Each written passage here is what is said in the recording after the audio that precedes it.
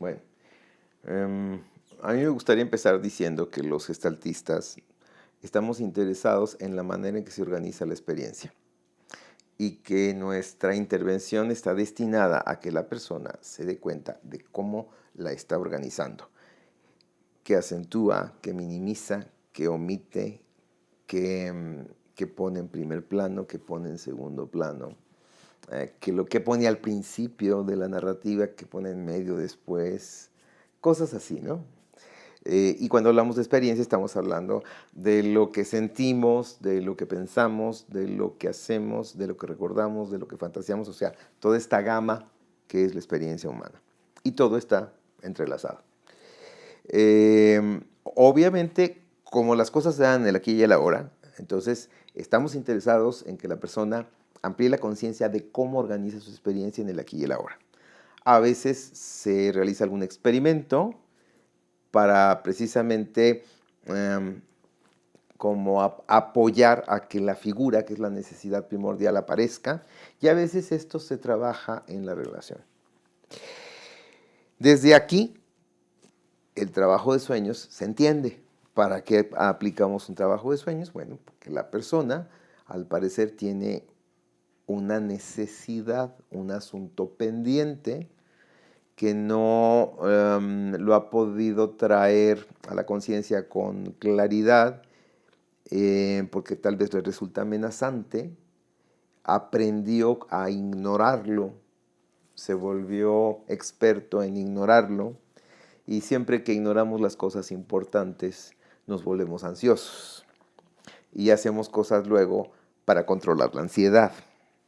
Y entonces empezamos a hacer todo lo que se supone no debemos hacer, pero finalmente sobrevivimos, ¿no? ¿Qué pasa? Bueno, pues que el único conducto que queda para que aparezca esa necesidad, pues es el sueño, y estamos en el registro de la fantasía.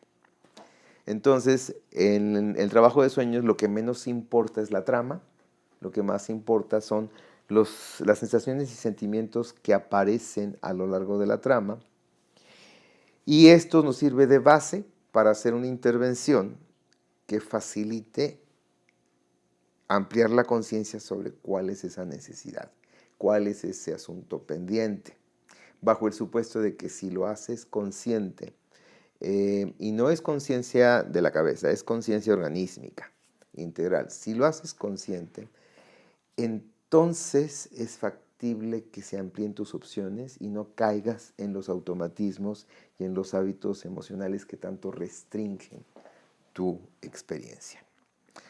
A eso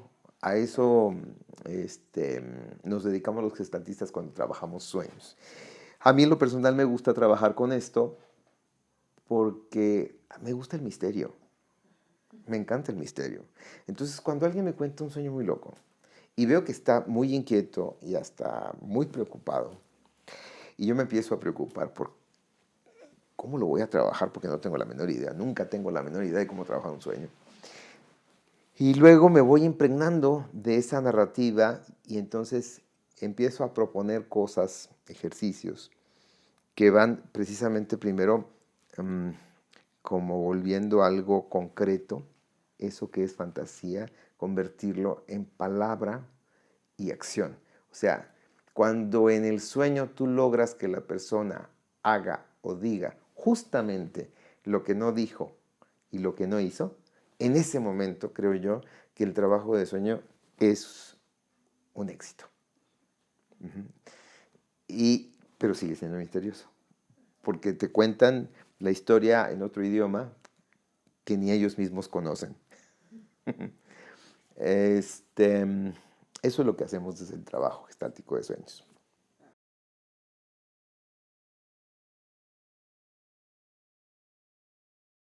Mira, este libro es una especie de síntesis de, qué sé yo, de unos 23 años de estar trabajando sueños.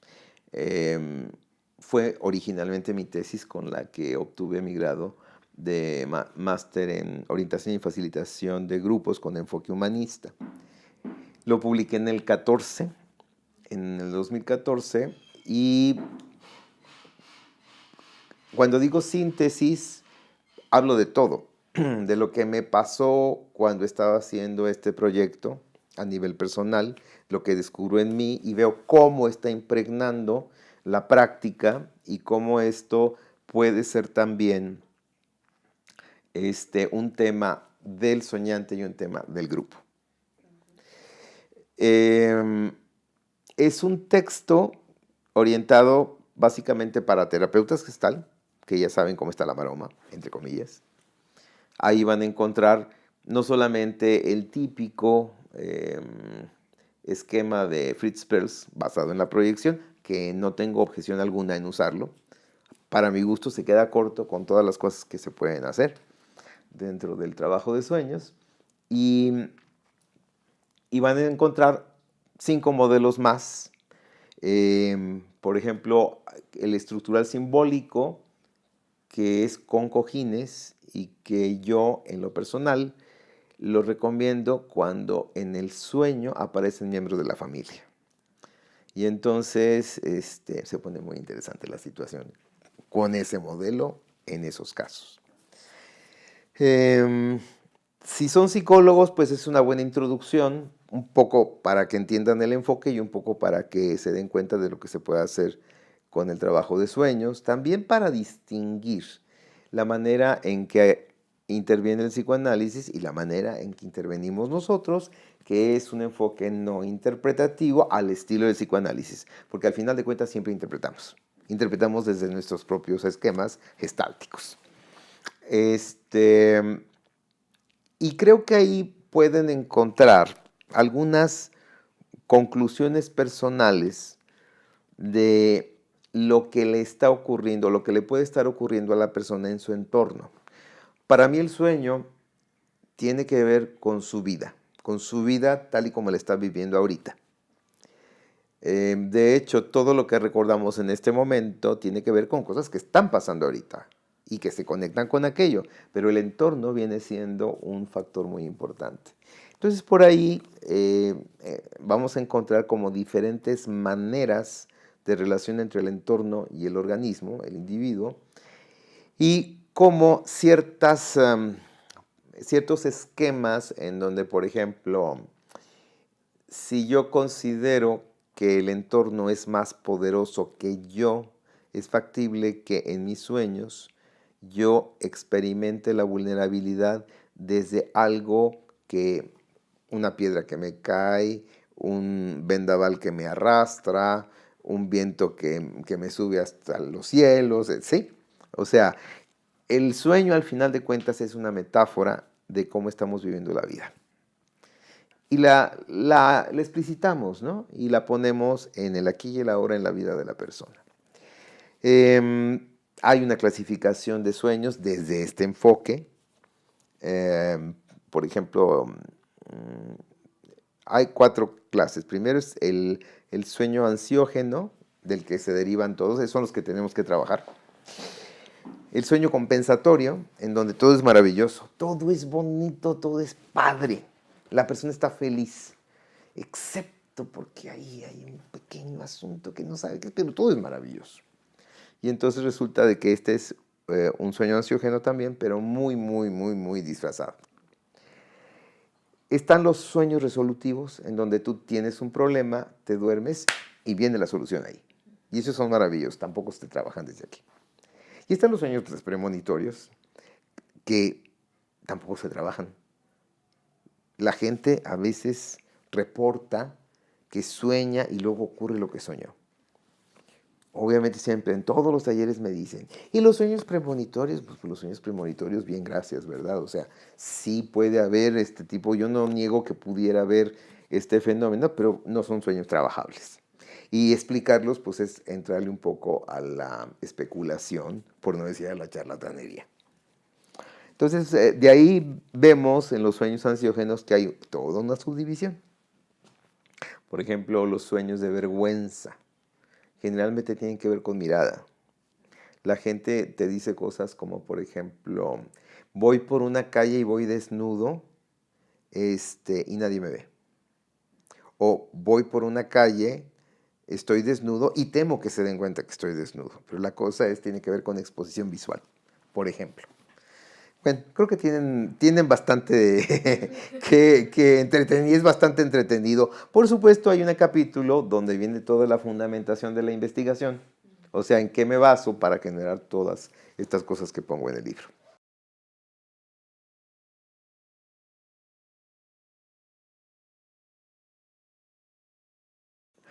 Por fortuna son muchos, aunque tampoco es regla. Este, recuerdo el caso de una mujer, médico. Ella se acababa bueno, tenía como un año de haberse separado del esposo. Estaba en formación y en un taller ella pasa y cuenta su sueño, ¿no? El sueño consistía en que ella estaba en su casa y de repente oía las llaves de la puerta y sabía que era su esposo, que ya no vivía ahí, pero que todavía tenía llaves, lo cual ocurría en la vida real. Entonces, ella oye las llaves y se levanta, se va a un espejo y se empieza a recriminar a sí misma, diciendo, eres una tonta, eres una estúpida, ta, ta, ta, ta, ta.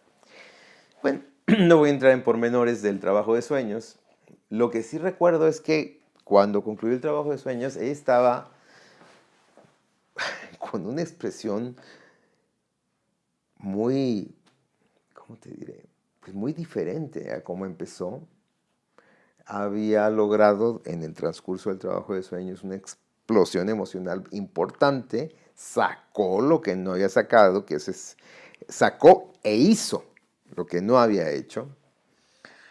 Y, y sí estaba como un poco en shock, ¿no? Terminó la sesión, se fue. Ella vivía en Celaya y cuando hacemos una intervención de este tipo en donde no es nuestro paciente, normalmente yo le doy seguimiento.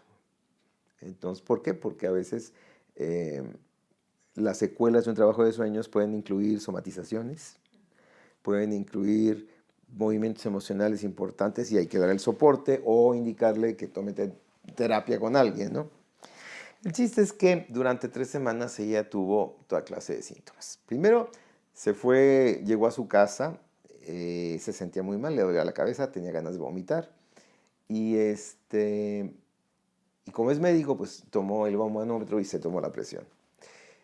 La presión no se le había podido controlar ni con medicamento en los últimos 6 meses. Y por primera vez estaba normal.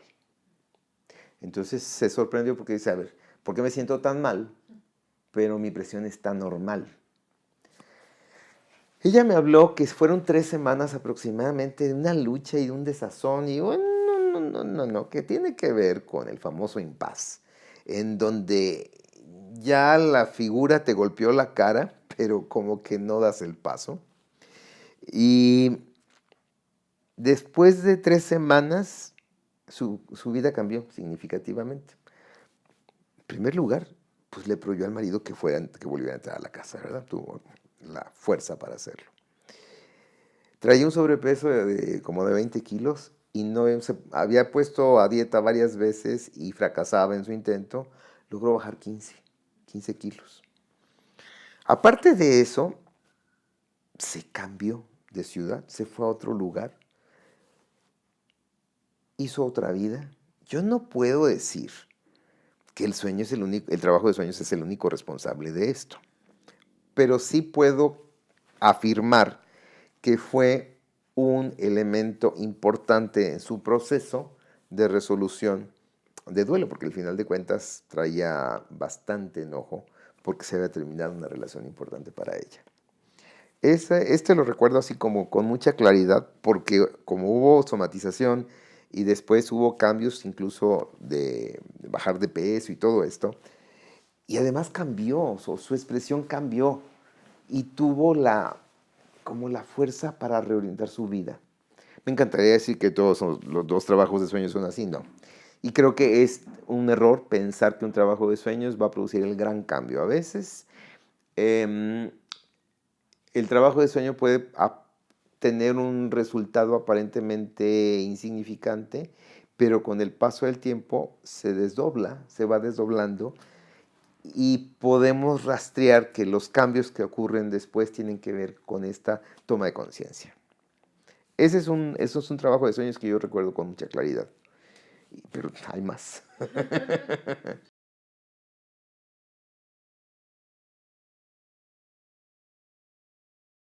Ese libro todavía no sale, está en proceso.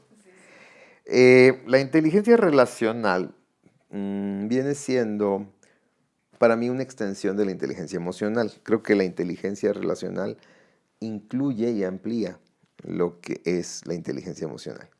Y tiene que ver con la capacidad para comprender las situaciones relacionales. Cuando hablo de comprender las situaciones relacionales, es la capacidad de detectar mis necesidades relacionales, detectar las necesidades relacionales de la otra persona, comprender por qué a veces los conflictos tienen que ver con la frustración de estas necesidades. Asumir que hay estilos de vinculación diferentes que se establecen en los primeros años, que son, ¿cómo podríamos decir? No son tan, no se cambian tan fácilmente, que es desde ahí donde nos enganchamos, y también que tenemos estilos de demanda. Todos estamos pidiendo que se satisfagan nuestras relaciones, nuestras necesidades relacionales. Todos andamos pidiéndolo. Lo que pasa es que algunos dan por hecho que si me quieres tienes que saber lo que a mí me interesa, me importa, necesito y demás. Ese es un estilo. Y hay otros que te lo piden, te lo exigen, casi casi te amenazan si no lo haces. Y entre estos dos extremos, muchas posibilidades. También que tenemos hambres. Cuando yo utilizo el término hambre, se refiere a una necesidad relacional que no se ha satisfecho durante mucho tiempo. Entonces, por ejemplo, la necesidad de confirmación. La necesidad de confirmación en la relación tiene que ver con que me veas, me escuches y me toques. Estas tres. Entonces, si una persona viene con un déficit desde muy temprana edad, en ese sentido, pueden ocurrir varias cosas. Primero, que se haya construido una estrategia de aislamiento y entonces mantenga las relaciones como a flama muy bajita. O en su defecto, que cuando llega la relación, sienta, crea o asuma que la otra persona le va a resolver todas sus hambres. Todas las malpasadas que se ha dado en la vida, el otro las va a resolver, por ejemplo. Entonces, de esto se trata la inteligencia relacional. Es un marco teórico, una propuesta de trabajo, Sí. Mira, me parece que esto es un abordaje a partir de que ahora se habla de gestal relacional, ¿verdad? Pero nadie define la relación en gestal y cuando la definen es una definición muy deficiente. Entonces, bueno, creo yo que la relación para mí tiene que ver con el patrón de interacción entre las personas. Y el vínculo, que es el sustrato, que es lo que sostiene, que es lo implícito, tiene que ver con lo que siento por esa persona. Y resulta de que a veces la relación puede ser muy complicada, pero el vínculo es muy poderoso. Y entonces, ¿qué sucede? Sucede que no puedo estar ni contigo ni sin ti. Entender esto creo que nos lleva a incurrir en otras teorías que no son gestal, pero ahí viene la diferencia.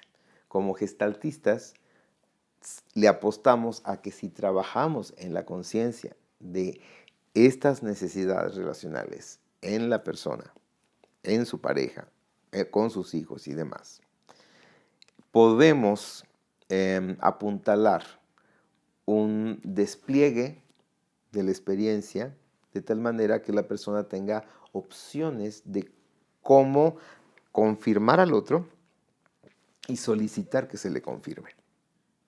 Ujú. Creo que aquí tiene que ver un buen con el método. Ujú. Ok. Y también estaría dirigida hacia psicólogos, terapeutas. Sí, por supuesto. Me inclino más a terapeutas Gestalt, o sea, no hay gran cosa sobre terapia de pareja. Zinker tiene por ahí un librito que es En busca de la buena forma. Seguramente deben haber más, pero no me han llegado. O sea, no, yo acúsome de ignorante si hay más, lo siento, pero no he oído gran cosa de terapia de pareja con enfoque gestal. Estaría dirigida entonces a terapia de pareja. Sí. De terapia, más que de terapia, es como una intervención terapéutica destinada a ampliar la conciencia sobre cómo estamos llevando nuestras relaciones. Ujú.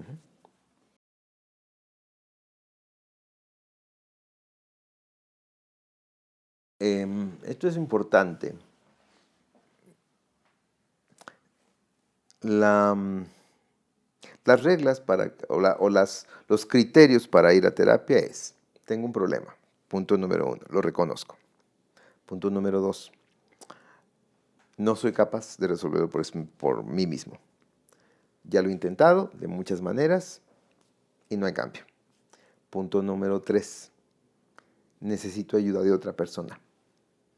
Punto número 4 sería, voy a confiar en alguien que se supone que está formado en esto. Si estas condiciones no se dan en la persona, la psicoterapia no se va a poder dar. Estos son como condiciones básicas. Ahora bien, el cuidado que debe de tener una persona para acudir a terapia cuando está en una situación de este tipo, problemática, es vigilar que de preferencia sea psicólogo y si no es psicólogo, que tenga un entrenamiento que certifique su formación en un instituto avalado por la oficialidad. O sea, eso de, bueno, es que yo soy terapeuta, no sé, de la albahaca y tomé mi entrenamiento en Catemaco. No, bueno, espérate, en Catemaco no hay institutos de psicoterapia. Hay otro tipo de prácticas que no dudo que sean efectivas, pero no es psicoterapia. La gente en su necesidad a veces confía desmedidamente en cualquiera que dice, ay, yo soy terapeuta, pero no le pregunta sus credenciales, o sea, a ver, ¿dónde está el título, el certificado? O sea, muéstrame que realmente eres quien dice ser. Aquí tengo yo mis comprobantes, ¿no? Porque si yo estoy pidiendo un servicio, lo que debo de tener es la, entre comillas, certeza de que el que tengo enfrente es un profesional. Esto no garantiza que vamos a tener éxito porque hay muchos otros factores que se dan. Pero lo que sí creo es que si una persona tiene el entrenamiento, la formación ética, no solamente técnica, creo que va a ser de ayuda. Creo que ya es bastante cuando la persona confía, le baja un poco a la soberbia de yo puedo solo con mi problema. Y cuando se pone en manos de alguien y se cuida de ponerse en manos de alguien que esté capacitado, entonces creo que eso le va a beneficiar. No es garantía, pero es el primer paso. ¿Por qué es importante acudir al terapeuta? Bueno, yo soy a veces de los terapeutas que dicen, los problemas se pueden resolver de muchas maneras. Ir a terapia es una de ellas. A veces la gente agarra el budismo zen, encuentra la verdad y resuelve su vida. Pues está bien, no tengo ningún problema con eso. A veces va con el sacerdote y entonces algo con un buen sacerdote, ¿verdad? Y entonces parece que su intervención funciona.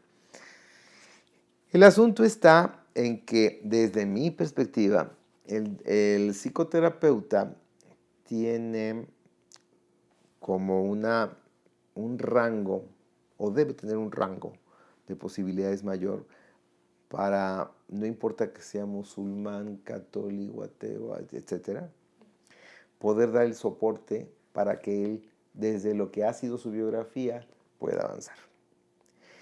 ¿Por qué es importante ir a psicoterapia? Porque se pueden prevenir cosas peores. Si empiezas con ingesta incontrolable de comida, o sea, engordas 20 kilos en 3 meses, te arrancas las uñas, los cueritos y demás, te estás metiendo 3 o 4 cajetillas de cigarrillos al día, te la pasas contando chistes todo el tiempo, aun en las condiciones menos propicias para ellos. Si empiezas a tener todos estos con peculiaridades, estas irregularidades de comportamiento, si vas a tiempo, se puede afrontar el motivo de la ansiedad, que es la base de todo esto. Si no lo haces, pues entonces puede pasar que ya venga una crisis mayor, que puede ser una crisis de pánico, una crisis depresiva, muy frecuentemente van asociadas. Incluso puede haber ya el punto en donde tengas que ser medicado. Entonces la psicoterapia creo que es un camino intermedio antes de que las cosas se pongan peor.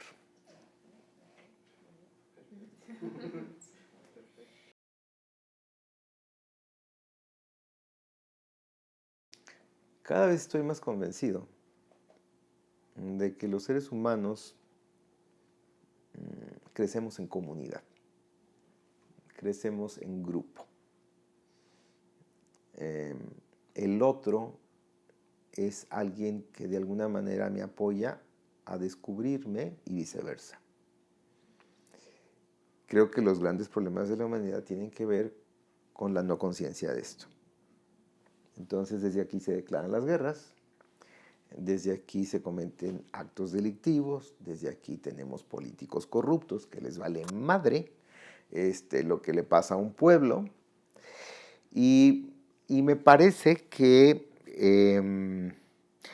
el enfoque gestal tiene varias premisas que para mí son importantes. La primera tiene que ver con la ampliación de la conciencia. Cuando hablo de ampliación de la conciencia, no estoy hablando de conciencia cósmica y esas cosas. Eso es transpersonal.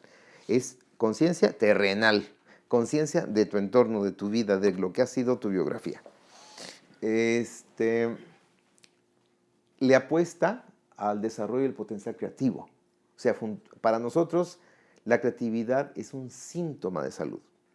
Por lo tanto, el método que utilizamos es creativo y generamos respuestas creativas en la persona. También creo yo que la Gestalt nos hace tener más conciencia y responsabilidad de nuestras necesidades, no solo fisiológicas, sino afectivas. De ahí un poco la cuestión de la inteligencia relacional, ¿no? Y desde aquí, si yo puedo asumir esta responsabilidad y entender, voy a poder entender las necesidades desde las cuales está actuando el otro.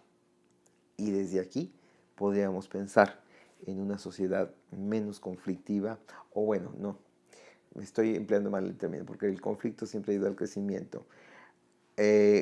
Podemos estar formando una sociedad con mejores bases para la convivencia y el respeto por la diferencia, que creo que es lo que sigue en nuestro desarrollo como especie.